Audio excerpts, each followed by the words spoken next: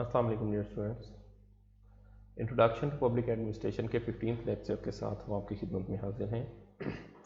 आज के लेक्चर में हम अपनी प्रीवियस डिस्कशन को कंटिन्यू करेंगे, जिसमें हमने मैनेजमेंट का पहला स्टेप प्लानिंग को डिटेल से डिस्कस करना शुरू किया था। रिमेंबर, हमने कहा मैनेजमेंट के 4 प्राइमरी फंक्शंस हैं: planning, organising, leading and controlling and all those functions with assurance. So let's have a look on deeply in planning process. उससे पहले हम अपने प्रीवियस सेशन का हल्का सा एक रिकैप करते हैं। हमने कहा था कि planning process is basically we get our vision from mission and then we go towards goals. Mission से हम गोल्स ड्रॉ करते हैं, गोल्स के अंदर से हम प्लान्स लेते हैं और उन प्लान्स को हम एफिशिएंसी और इफेक्टिवनेस के साथ अचीव करते हैं। It's not so complicated, it's quite easy. हमारी मिशन स्टेटमेंट ऑर्गेनाइजेशन की मौजूद होती है। उस मिशन स्टेटमेंट से हम अपने गोल्स लेते हैं कि हमने 5 ईयर गोल्स क्या हैं, 3 ईयर्स गोल्स क्या हैं, और उनके साथ हम अपने प्लान्स बनाते हैं। प्लान्स क्या हैं? बेसिकली उन गोल्स को अचीव करने का तरीकाकार क्या होगा, और फिर हम उन गोल्स को एफिशिएंसी और इफेक्टिवनेस के साथ अचीव करते हैं। मैनेजमेंट की बात हो रही है तो मैनेजमेंट के साथ हमारी एक और टर्म भी अटैच है, MBO। MBO stands for management by objectives. इसमें हम क्या है, हम ज़रा डिटेल से इसको डिस्कस करते हैं। It's a process through which specific goals are set collaboratively. Specific goals पिछली लेक्चर में हमने देखा था कि गोल्स शुड बी स्पेसिफिक। तो इसमें हम स्पेसिफिक गोल सेट करते हैं किस तरह? कोलैबोरेटिवली। कोलैबोरेशन किसको कहते हैं? आपस में तावन के जरिए। जूनियर्स और सीनियर्स मिलकर आपस में तावन के जरिए गोल सेट करते हैं for the organisation as a whole and every unit within. पहले पूरी ऑर्गेनाइजेशन के लिए गोल सेट किए जाते हैं और फिर एक एक यूनिट के लिए ओवरऑल गोल सेट किए जाते हैं। The goals are then used as a basis for planning. उन गोल्स को फिर बाद में प्लानिंग के लिए यूज किया जाता है कि कौन से गोल्स हैं और उनको अचीव करने के लिए हम कौन से प्लान्स बनाएंगे। मैनेजिंग ऑर्गेनाइजेशनल एक्टिविटीज़, उन्हीं गोल्स के जरिए हम ओवरऑल ऑर्गेनाइजेशनल एक्टिविटीज़ को मैनेज करते हैं and assessing and rewarding contribution. और वहीं से हम देखते हैं कि किस शख्स की क्या कॉन्ट्रीब्यूशन है हमारी ऑर्गेनाइजेशन के साथ, किसने कितना बेहतर किया है और किसने कितना बेहतर नहीं किया। तो MBO बेसिकली एक सिंपल कॉन्सेप्ट है जिसमें हम एम्प्लॉयज़ की कोलैबोरेशन और उनके ताउन के साथ गोल सेट करते हैं और उसके बाद उन गोल्स को अचीव करने की कोशिश करते हैं।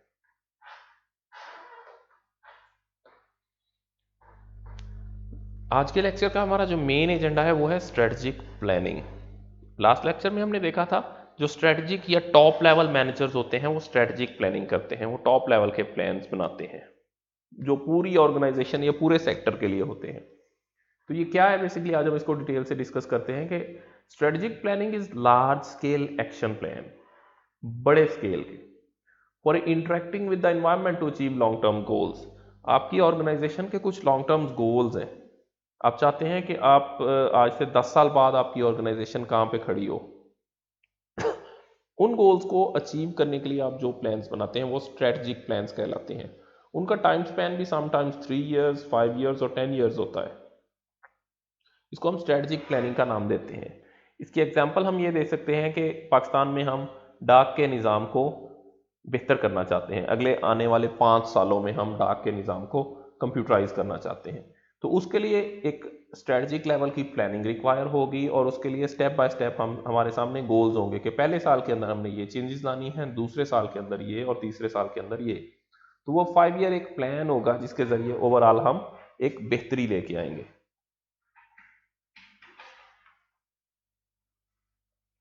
स्ट्रेटजिक प्लानिंग के क्या कॉन्सेप्ट्स हैं? स्ट्रेटजिक मैनेजमेंट प्रोसेस होता है, इंपॉर्टेंस ऑफ स्ट्रेटजिक मैनेजमेंट और लेवल्स ऑफ स्ट्रेटजी। इनको हम वन बाय वन डिस्कस करते हैं। स्ट्रेटजिक मैनेजमेंट प्रोसेस क्या है? Process through which managers formulates and implement strategies geared to optimizing strategic goals, achieving goals achievement given available external and internal। अच्छा, यहाँ पे कुछ चीज़ें ऐसी होंगी जो फॉर द टाइमिंग आपको कुछ मुश्किल या कुछ कॉम्प्लिकेटेड लग रही होंगी, इससे आपने घबराना नहीं है। स्ट्रेटजिक मैनेजमेंट एक सिंपल प्रोसेस है जिसमें हमारी ऑर्गेनाइजेशन के जो टॉप लेवल मैनेजर होते हैं वो हमारी ऑर्गेनाइजेशन के लिए 3 साल या 5 साल या 10 सालों की प्लानिंग करते हैं।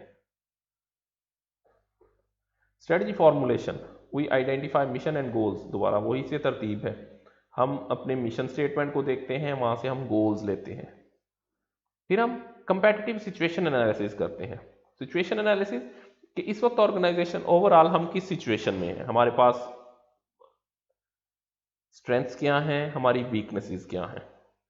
अच्छा, एक्सटर्नल एनवायरनमेंट में अपॉर्चुनिटीज़ क्या हैं और एक्सटर्नल एनवायरनमेंट में थ्रेट्स क्या हैं।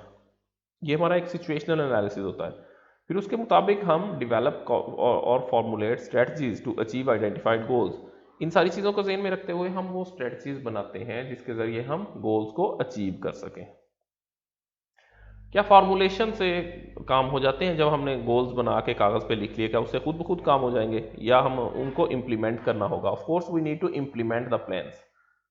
तो अगली जो हमारी स्टेप होता है वो जो प्लान्स हमने बनाए होते हैं उनको इम्प्लीमेंट करते हैं। और फाइनली इम्प्लीमेंटेशन के बाद हमारा अगर 1 साल का प्लान है तो फिर हम हर 3 माह के बाद देखेंगे कि हमारी प्लानिंग का 1/4 जो पार्ट है क्या वो अचीव हो गया है।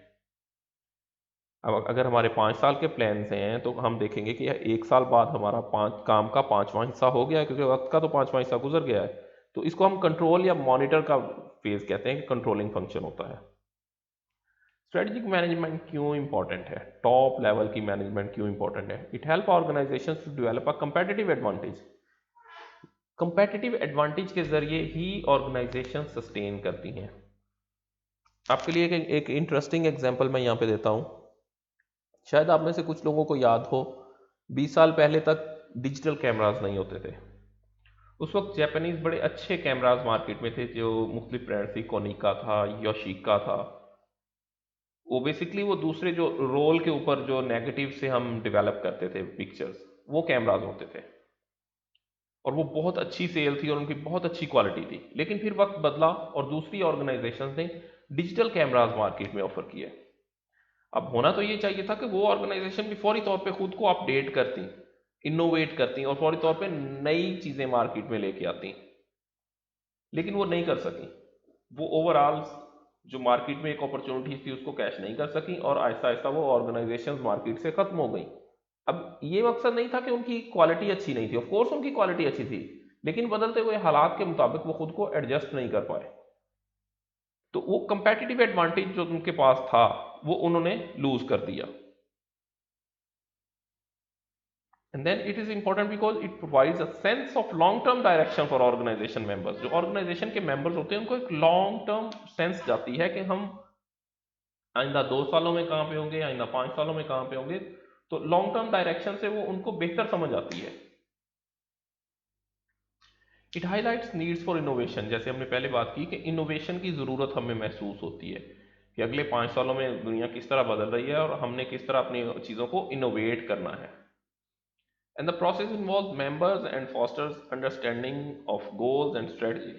तो ये जब हम सारे मेंबर्स से सलाह मशवरा या उनकी मशवरे कोलेबोरेशन के साथ एक प्लान लेके आते हैं तो चांसेस आर हायर कि हमारे पास सबकी तरफ से एक फीडबैक होता है और उस फीडबैक के जरिए हम अपनी ऑर्गेनाइजेशन को सक्सेस की तरफ लेके जा सकते हैं। तो इस सारे प्रोसेस को हमने एक स्लाइड में सम अप किया है। पहला एलिमेंट, स्ट्रेटेजिक मैनेजमेंट की इंपॉर्टेंस क्यों जरूरी है, क्यों इतनी अहम है? Competitive advantage.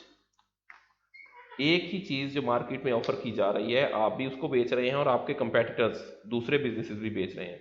आप चाहते हैं कि आपको उनके ऊपर एडवांटेज हो, तो जितनी आपकी लॉन्ग टर्म प्लानिंग कामयाब होगी, स्ट्रेटजिक मैनेजमेंट कामयाब होगी, उतना ही आपको उन पर कंपेटिटिव एडवांटेज होगा। और उसके साथ ऑर्गेनाइजेशन की डायरेक्शन तय होती है। आप सफ़र शुरू करें और आपको डायरेक्शंस का ना पता हो तो क्या ख्याल है, आप अपने मिशन को अचीव कर लेंगे या अपने गोल्स पे पहुंच जाएंगे? हरगिज़ नहीं। तो जब तक आपके सामने आपकी डायरेक्शन क्लियर नहीं होती तब तक आप गोल्स को अचीव नहीं कर पाते। And then it supports innovation. Long term planning जो है ये इनोवेशन को सपोर्ट देती है कि हमने इनोवेट करना है, चीज़ों में बेहतरी लेकर आनी है और चीज़ों के अच्छे वर्जन सामने लेके आने हैं। And it builds managers commitment. Managers को अगर हम क्लियर प्लानिंग देंगे तो वो ओवरऑल ऑर्गेनाइजेशन के साथ कमिटेड रहेगा, और अगर प्लानिंग क्लियर नहीं होगी, लॉन्ग टर्म प्लानिंग नहीं होगी, तो मैनेजर की कमिटमेंट बेहतर नहीं होगी। That's all for our today's lecture. Thank you. Allah Hafiz.